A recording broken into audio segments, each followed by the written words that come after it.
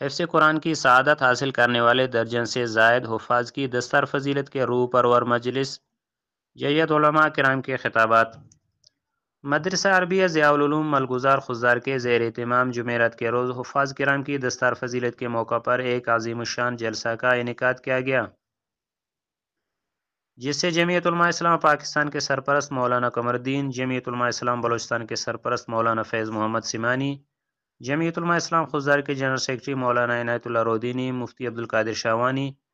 مولانا محمد نسیم مینگل، مفتی قاضی منیب الرحمان، قبائلی رہنما سردار علی محمد خان قلندرانی،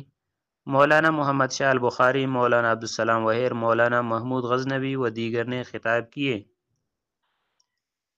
شاعر جمعیت حافظ غلام اللہ اپنے مخصوص انداز میں حمد باری تعالیٰ، نعت رسول مقبول صلی اللہ علیہ وسلم اور مدرسہ کی شان میں، اور شاعر عبداللہ عادل نے نظم پڑھتے رہے، اور قاری عطا اللہ، قاری محمد انور شاکر قرآن مجید کی تلاوت کے سعادت حاصل کیے۔ اس موقع پر وفاق المدارس کلا ڈویژن کے ناظم مولانا مفتی عبدالحکیم، مفتی عزیز احمد خضداری، مولانا محمد ابراہیم مینگل، مولانا بشیر احمد عثمانی، مولانا عبدالرزاق محمدی،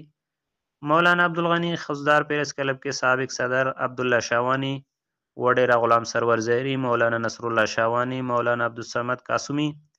مولانا عبدالصبور مینگل، مولانا عبدالحکیم ملازی، حبیب بندیجو نے خصوصی شرکت کی۔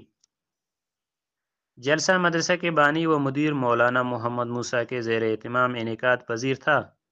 حافظ علی احمد حسانی نے اسٹیج سیکرٹری کی ذمہ داری سر انجام دیتے رہے۔ کیمرہ مین عامر مردوئی کے ساتھ یحییٰ مردوئی، تشریح نیوز خضدار۔